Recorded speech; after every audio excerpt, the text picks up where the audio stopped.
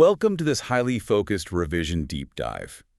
If you are a plastic surgery resident actively preparing for your FRCS board exams, you are in the exact right place. Absolutely. We've got a lot of ground to cover. Yeah, we're skipping the usual pleasantries today because, well, your time is limited and we have a really dense amount of high-yield anatomical and clinical pathology to get through. It's all high yield today. Exactly.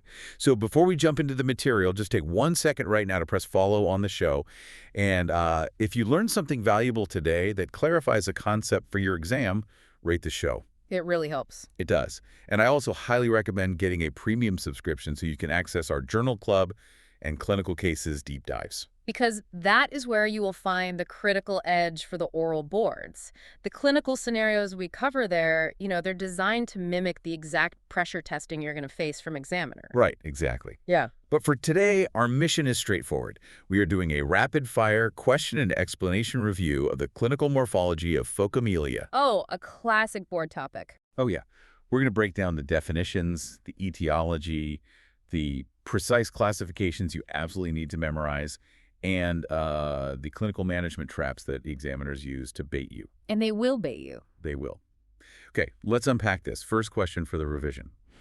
What is the precise clinical definition of phocomelia? And, well, what is the etymological origin of the term? Right. So the precise clinical definition you need to have locked into your mind for the boards is an intersegmental deficiency. Intersegmental. Got it. Yeah. Now, in a lot of the classic literature, and honestly, probably in the text of your exam stems, you're often going to see it referred to as an intercalated deficiency of the upper limb. Okay, so intericalated and intersegmental. Exactly. Both of those terms point to the exact same structural reality. Good to know. And the etymology. Right. The etymology is actually crucial here because it provides this visceral visual cue for the pathology when you're reading some long, convoluted exam question. Which they love to write. Oh, they do. So phocomelia derives directly from Greek, and it translates literally to seal limb. Seal limb. Wow. Yeah. You are picturing a flipper, essentially. Right. And I need to establish a non-negotiable anatomical rule for your exam purposes right now based on that exact definition. This is critical. It really is. It is an intercalated deficiency. That means the middle segments of the limb are what have dropped out, but the hand is always present. I repeat, the hand is always present. Always. That is a hard, absolute rule for this diagnosis. It is the defining diagnostic hallmark you have to isolate in the clinical stem. I mean, if the hand is absent, you are no longer looking at an intercalated deficiency. You're looking at something else entirely. Exactly. You're looking at a transverse terminal deficiency, and you need to, pivot your differential diagnosis entirely. Right. In phocomelia, that distal terminal structure, the hand, it actually survives the embryological insult. Okay, to help you visualize the morphology for the exam, I want you to think of this intercalated deficiency like a classic collapsible radio antenna. Oh, that's a great way to picture it. Right. Imagine you are looking at a fully extended metal antenna, and suddenly the middle sections just completely vanish. They just drop out. Exactly. They do not exist. But the very tip of the antenna, which in this case represents the hand remains solidly attached to the base. I love that analogy. So you have the origin, you have the terminus, but the intercalated segments are completely erased. Yeah, that visual framework of the antenna captures exactly what the examiner will describe in a morphological stem. Perfect. The proximal anchor and the distal tip basically collapse into one another because the intervening skeletal architecture simply failed to form. Which naturally leads us to the etiology. I mean, we know what it looks like structurally, but why does this specific intercalated failure happen? And why is this condition inextricably tied to, well, one specific decade in our medical history? Yeah, the historical context is critical here because it explains the exact mechanism. Phocomelia became tragically prevalent in the 1960s, and that is directly linked to the widespread clinical use of thalidomide. Thalidomide, right. Yes. At the time, thalidomide was heavily prescribed to pregnant women specifically for the treatment of hyperemesis gravidarum. So severe morning sickness. Exactly. And it was highly effective for that indication, but the teratogenic consequences on fetal limb bud development were catastrophic. Wait, I have to push back on the biology of this for a second. Sure. Because understanding the mechanism is really where residents get tripped up. Given its devastating teratogenic effects, why does thalidomide still exist in the modern pharmacopoeia? Ah, that is the paradox. Right. I mean, you open a current pharmacology text, and it's still right there. Yeah. If it causes this massive intersegmental dropout, Why do we still use it? Well, what's fascinating here is how the exact same mechanism that made it a catastrophic teratogen in the 1960s is actually what gives it immense clinical value today. Oh, wow. Yeah. Worldwide, thalidomide is still actively utilized precisely because of its anti-angiogenic properties. Anti-angiogenic, so it stops blood vessel formation. Exactly. While disrupting blood vessel formation destroys a developing limb bud in utero, that same mechanism is an incredibly potent weapon when used to starve pathological tissues of their blood supply. Starving the pathology. That makes sense. Right. So today, it's actually primarily deployed in the treatment of leprosy. Leprosy. Really? Yes, particularly for erythema nodosum leprosum, and it's also a mainline therapy for multiple myeloma.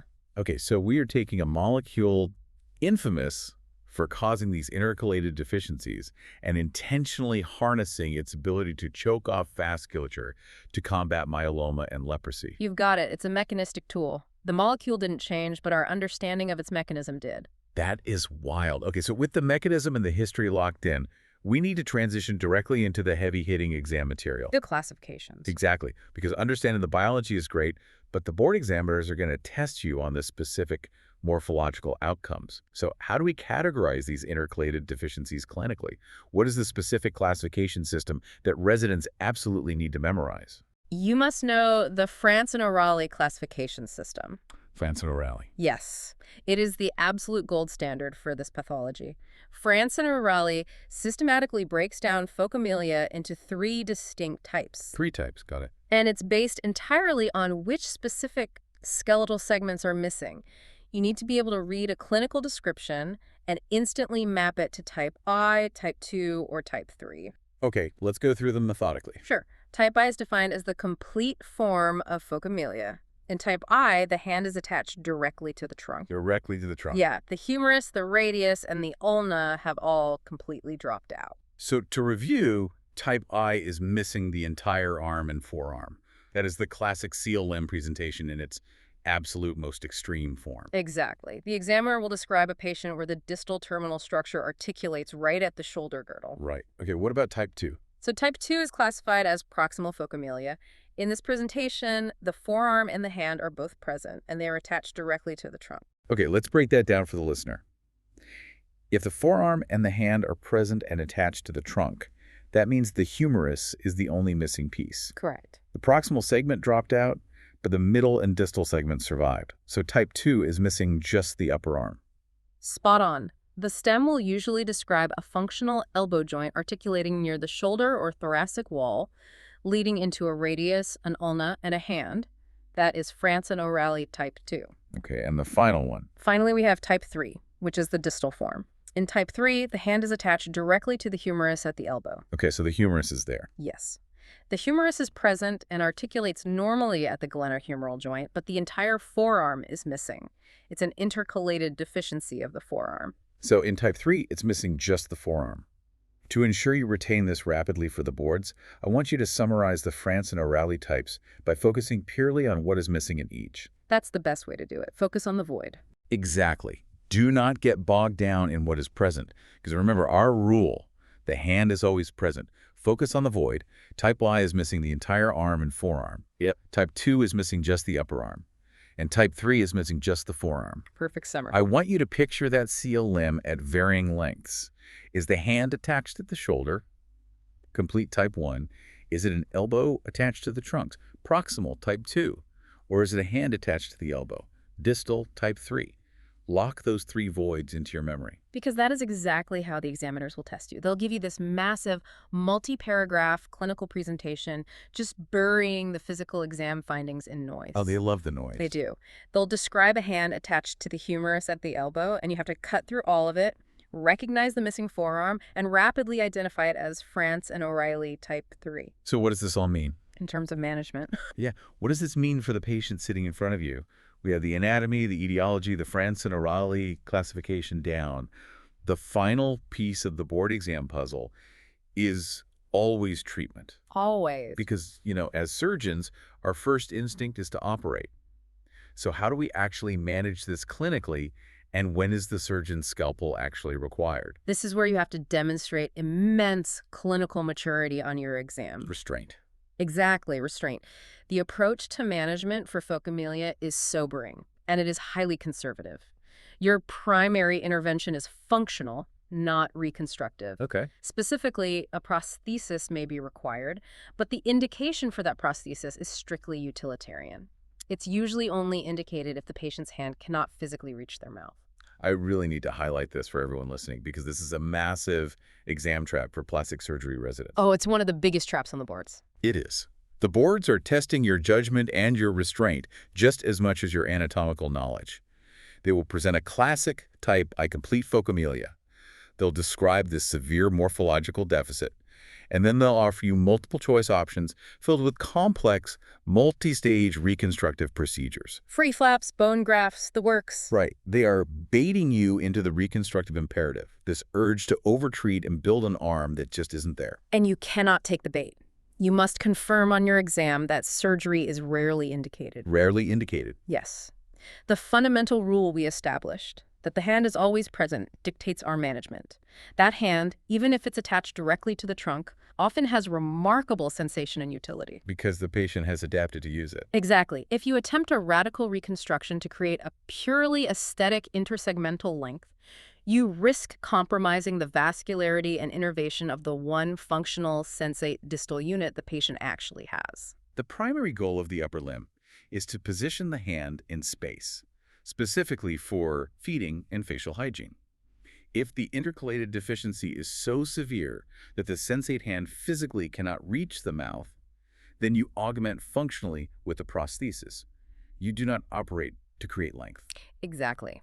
When surgery is actually performed in these patients, it's usually only to stabilize the existing limb elements. Like joint stabilization. Yeah, exactly. If there's profound instability at the atypical articulation point that prevents them from utilizing their hand effectively, you might do a stabilizing procedure. But the operative goal is stabilization for functional use. It is never to radically reconstruct the missing segments. Got it. Showing the examiner that you prioritize preservation of function over heroic anatomical reconstruction is what gets you a pass. Without a doubt. Before we wrap up, I want to reiterate how critical it is to synthesize this entirely. You're not just memorizing France and O'Reilly in a vacuum. No, it's a full clinical narrative. Exactly. You are understanding that a 1960s teratogen caused a vascular power outage, resulting in intercalated skeletal dropout with a preserved distal hand, which we then manage conservatively to protect that exact same hand. And as you synthesize that narrative for your exams, I want you to step back and just mull over the fascinating duality of thalidomide we discussed earlier. Incredible to think about. It really is a profound paradox. I mean, a single molecule defined an entire generation of tragic intersegmental deficiency, literally wiping out the middle segments of limbs across the globe. Yeah.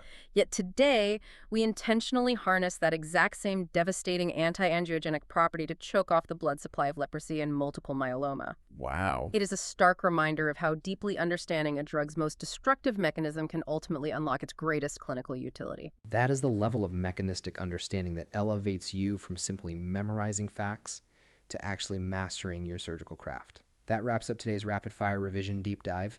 Do not forget to leave a comment or a question about today's material, specifically if there's a France and O'Reilly nuance you want us to cover in the clinical cases. Stay focused, and we'll see you next time.